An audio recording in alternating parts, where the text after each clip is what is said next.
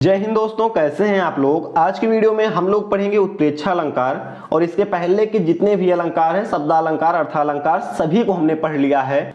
अगर आप वीडियो देखना चाहें तो चैनल पर जाकर देख सकते हैं।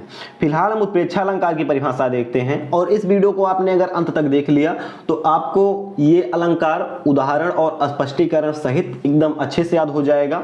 चलिए हम देखते हैं परिभाषा। जहां पर किसी वस्तु में किसी अन्य वस्तु की संभावना प्रकट की जाती है वहां उत्प्रेक्षा अलंकार होता है।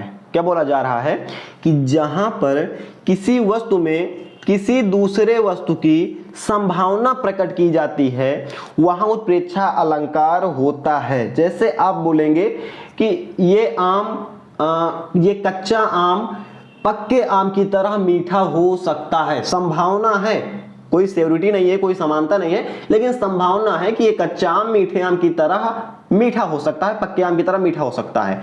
तो अगर आप कहीं पर संभावना व्यक्त कर रहे हैं तो उसका मतलब उसमें उत्प्रेक्षा अलंकार होगा। अगर आप इसको और डीपली देखेंगे तो ये आपको अच्छे समझ में आ जाएगा। इसको आप पढ़ेंगे तो आसानी से आप समझ जाएंगे। जहां पर उपमेय में उपमान की संभावना व्यक्त की जाती है या प्रकट की जाती है, जहां पर उपमेय में पहली वस्तु में उपमान की संभावना प्रकट की जाती है वहां उत्प्रेक्षा अलंकार होता है। इसमें सामान्यतया मनहु मानो जनु युज चार शब्द आदि आते हैं। ठीक है, अगर कहीं पर आपने देखा किसी पद्य में कि वहां पर मनहु मानो जनु यु ये चार शब्द देखने को मिल रहे हैं तो आप श्योर हो जाइएगा कि उस लाइन में या उस पद्य में उत्प्रेक्षा अलंकार होगा। ठीक है, और इसका गुण क्या है कि यहां पर संभावना प्रकट की जाएगी। अगर आपने रूपक अलंकार पढ़ा है तो उसमें बोलते हैं कि उपमेय का उपमान में भेद रहित आरोप होता है। वो बोलेंगे कि दाहिना हाथ जैसे है वैसे ही बायां हाथ है, या बायां हाथ जैसे है वैसे ही हमारा दाहिना हाथ है, इन दोनों में कोई डिफरेंस नहीं है। फिर बोलेंगे उपमा अलंकार में, पहले रूपक में बोलेंगे दोनों समान है, कोई डिफरेंस नहीं है, दाहिना हाथ बराबर बायां हाथ। फिर बोलेंगे उपमा अलंकार में कि भैया ये बायां हाथ तो है लेकिन ये दाहिने हाथ से एक कुछ समानता रखता है।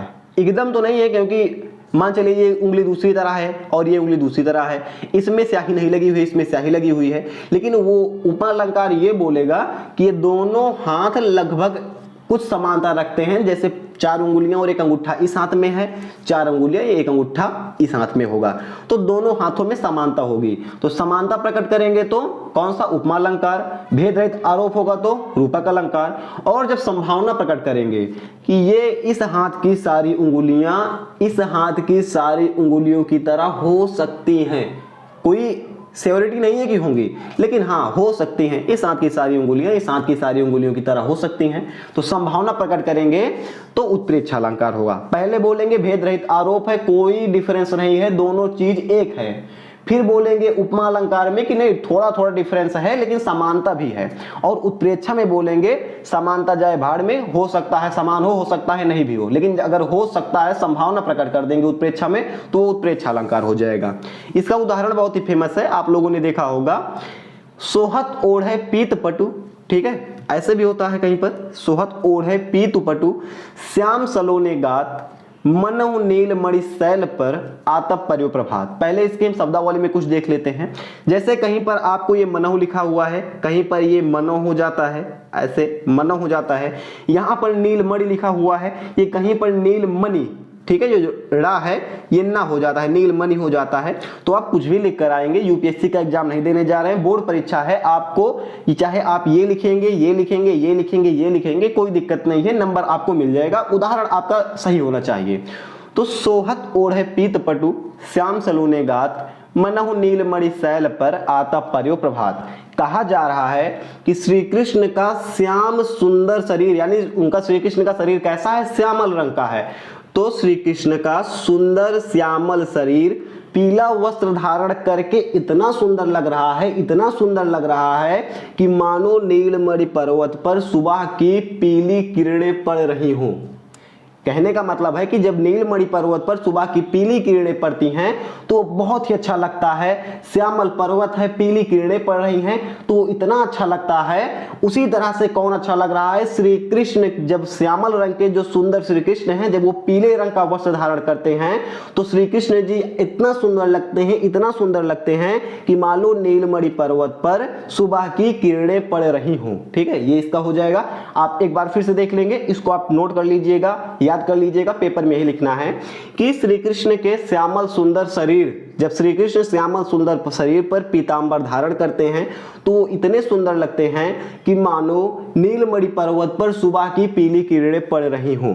ठीक है, तो अब आप लिखेंगे, इतना आप लिखेंगे, इसको लिखेंगे, अर्थ तो आपको पता ही है। स्पष्टीकरण में लिखेंगे, प्रस्तुत पंक्तियों में श्री कृष्ण के पीतांबर धारण करने से उनकी शोभा की संभावना नीलमणि पर्वत पर सुबह की पड़ने वाली किरणों से व्यक्त की जा रही है। क्योंकि श्री कृष्ण इतने अच्छे लग रहे हैं, जितना अच्छा नीलमणि पर्वत लगता है तो संभावना व्यक्त की जा रही है कि जैसे वो पर्वत अच्छा लगता है वैसे हमारे श्री कृष्ण भी अच्छे लगते हैं।